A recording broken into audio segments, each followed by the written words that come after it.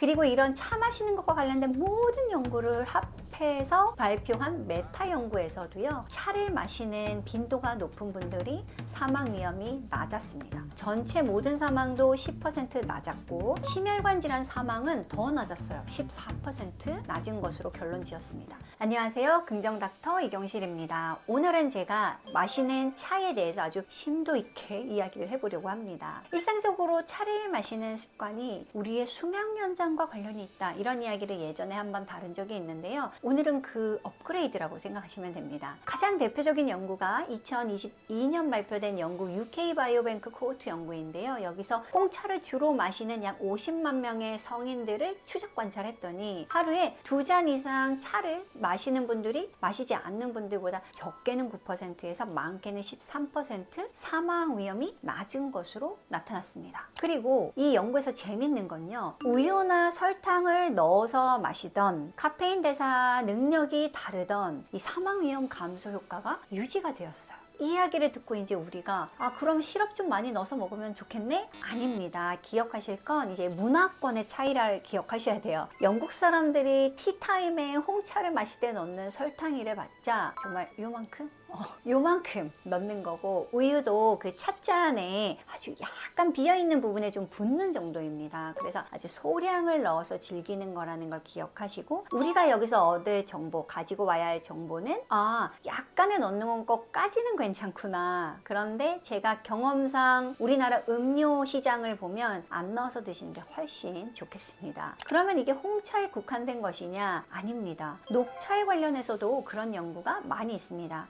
녹차를 즐겨 마시는, 그러니까 우리나라나 중국, 일본 이런 동아시아권들은 녹차를 많이 마시죠. 그런데 이 녹차도 이런 효과가 있었습니다. 대표적으로는 중국인 대상 연구가 있는데요. 주 3회 이상 녹차를 마시는 그룹이 그렇지 않은 그룹보다 사망 원인이 약 21% 낮았다고 보고되어 있습니다. 그리고 이런 차 마시는 것과 관련된 모든 연구를 합해서 발표한 메타 연구에서도요, 차를 마시는 빈도가 높은 분들이 사망 위험이 낮았습니다. 전체 모든 사망도 10% 낮았고 심혈관 질환 사망은 더 낮았어요. 14% 낮은 것으로 결론 지었습니다. 특히 앞서 아마도 영국 연구가 많이 반영이 된 이유이기도 하지만 이 메타 분석에서도 하루에 2잔 정도의 섭취가 사망률 감소 효과가 가장 뚜렷했습니다. 그 이상 섭취하는 거는 그렇게 이득이 올라가지는 않았습니다. 어떤 기전이 차가 우리 몸에 도움이 될까? 가장 대표적으로는 이런 차에 들어있는 플라보노이드, 그러니까 항산화 물질이 만성질환 예방을 가능하게 해주는 거죠. 그래서 수명을 연장시키는 방향으로 작용한다, 이렇게 이해할 수 있습니다. 차를 마시는 건 좋은데 많은 분들이 이걸 궁금해하세요.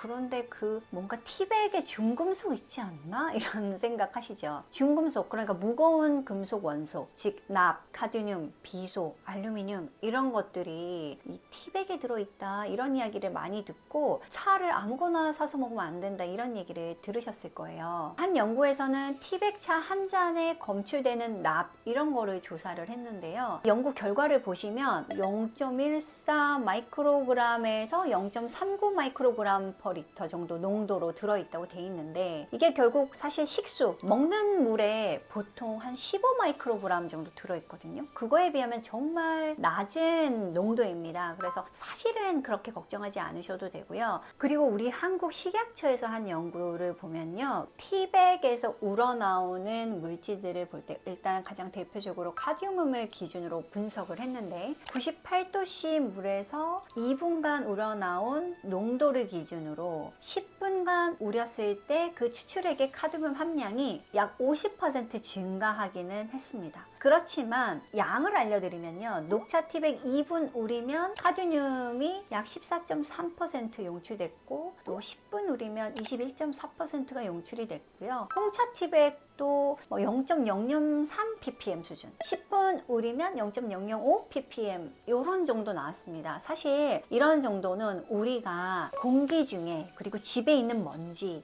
식수, 이런 거에서 들어오는 양보다는 훨씬 적다는 거, 이걸 이제 기억하셨으면 좋겠고요. 그럼에도 불구하고 내가 중급속뿐만 아니라 미세 플라스틱도 내가 놓칠 수 없다 하시는 분들 있죠. 그러면 결국은 이제 우리가 선택하는 건 두 가지 방법입니다. 차의 좋은 점도 가지고 오면서 안 좋은 점을 좀 버릴 수 있는 방법이 천으로 된 것. 그러니까 면 소재나 셀룰로스 같은 소재로 된 티백을 선택하는 거죠. 여기서 제가 그렇게 해서라도 드시는 게 좋다는 또 다른 연구가 있어서 제가 오늘 이 영상 준비한 거거든요. 가장 최근에 발표된 연구인데요. 식수를 이용해서 차를 우리니까 오히려 중금속이 감소되는 효과가 있었습니다. 2025년 정말 따뜻한 연구죠. 최근에 미국의 노스웨스턴 연구팀에서 이 납 카드뮴을 일부러 넣은 물에 여러 종류의 차를 우려서 봤어요. 근데 차를 우리기만 해도 물 속의 중금속 이온들이 차 잎 표면에 달라붙어서 물에서 제거되고 걸러주는 여과 역할을 한다는 걸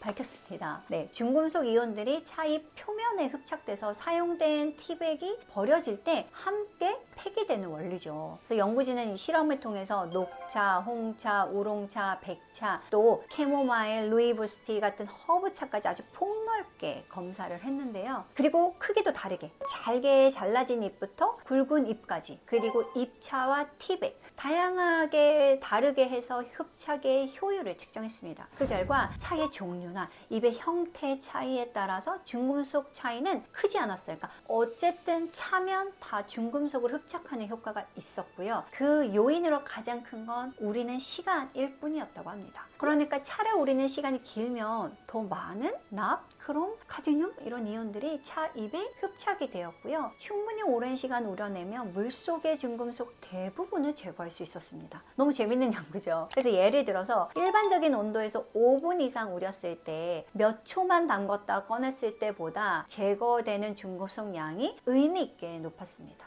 우리가 이제 그럴 일은 없는데 아주 극단적으로 이 실험에서는 하룻밤 동안 넣어봤더니 거의 모든 중금속을 전량 흡수했다고 합니다. 근데 뭐 그렇다고 우리가 물을 그렇게 마시기 위해서 밤새 티백을 넣어 놓으실 필요는 없는데요. 우리가 여기서 기억할 건 이런 흡착 능력이 어디서 나오는 걸까? 이 차 잎의 다공성 표면에 있다고 합니다. 차 잎에는 중금속 이온을 붙잡을 수 있는 이 표면적인 넓은 그 결합자리들이 있습니다. 홍차 잎은 발효 과정에서 세포 구조가 변형이 돼서 이 미세한 주름과 구멍이 많아요. 그래서 이 발효된 차일수록 더 많은 중금속을 붙일 수 있었습니다. 실제 연구에서도요, 잘게 분쇄된 잎차나 아니면 홍차 같은 경우에는 이 가공되지 않은 그 큰 잎을 우리는 것보다 훨씬 더 많은 중금속 흡착률을 보였습니다. 그러니까 이건 아마도 이제 분쇄로 인해서 또 발효로 인해서 표면적인 증가한 효과라고 이야기를 하고 있습니다. 그리고 또 이제 티백 봉지의 재질도 영향을 주는 변수로 이제 연구 결과가 나왔는데요. 티백 자체만 넣고 중금속을 측정하는 대조 실험도 했습니다. 정말 실험을 면밀하게 했죠. 그 결과 면이나 나일론 재질의 티백은 중금속 이온을 거의 흡착하지 못했고요. 천연 펄프나 셀룰로스 티백이 상당한 흡착 효과를 보였습니다. 즉 셀룰로스 계열의 종이 티백은 미세한 섬유로 이루어져 있어서 표면적이 넓고 자체적으로 이제 약간 음전화를 띠거든요. 그래서 결합 부위를 제공하기 때문에 차 잎과 함께 이중 흡착 기능을 보이는 걸로 나타났습니다. 반면 이렇게 망으로 되어 있는 폴리에스터 망이나 나일론 같은 경우는 표면이 매끈해서 많은 중금속이 달라붙지는 않았고 또 미세 플라스틱을 유발할 우려가 있었다, 이렇게 이야기를 하고 있습니다. 그러면 이런 중금속 흡착 기전을 생각했을 때 섬유소 성분이 중금속의 양이온과 화학적으로 결합하는 속성을 이용한 거죠. 이런 기전을 생각해 보면 우리가 발효가 많이 된 홍차나 우롱차가 중금속을 낮추는 데 좀 더 도움이 되겠죠. 그리고 티백은 셀룰로스 계열이 도움이 되겠죠. 그리고 만약에 이제 셀룰로스 계열의 티백이 없다면 그냥 기존에 파는 미세 플라스틱이 나오는 염료가 없는 기구를 이용해서 홍차나 아니면 우롱차들을 우려서 드시는 게 도움이 될 수 있겠습니다. 제가 오늘은 이 차 마시는 것에 대해서 이야기를 했습니다. 사실 그런데요, 이 중금속에 대한 염려를 하시는 분들에게 제가 드리고 싶은 말씀은 사실 그 외에 중금속에 노출되는 경우가 훨씬 많아요. 제일 대표적인 게 사실 여러분들이 집에 환기를 시키지 않는 게 가장 큰 이유입니다. 그래서 오히려 저는 이제 환기를 좀 시키시고, 차는 장수를 위해서 하루에 2잔 정도, 가능하면 설탕을 많이 넣지 않고 드시면 좋겠고, 할 수 있으면 2잔 정도까지 너무 좋겠다. 그런데 가끔 중금속에 대해서 걱정하는 분이 있다면 잎차를 이용하는데 발효가 된 것이 훨씬 중금속을 낮출 수 있고, 티백은 셀룰로스 계열의 티백이 너무 좋겠다. 이렇게 정리를 해볼 수 있겠습니다. 제가 다음에는요, 생활 속에서 중금속을 어떻게 하면 낮출 수 있을까, 가장 대표적인 게 음식들 중에 주의할 것, 그 다음에 환경에서 주의할 것들이 있거든요. 이런 부분을 좀 더 심도 있게 한번 다뤄드리도록 하겠습니다. 오늘도 차 한 잔 드시면서 여유로운 하루 되시길 바라요. 감사합니다. 건강하세요.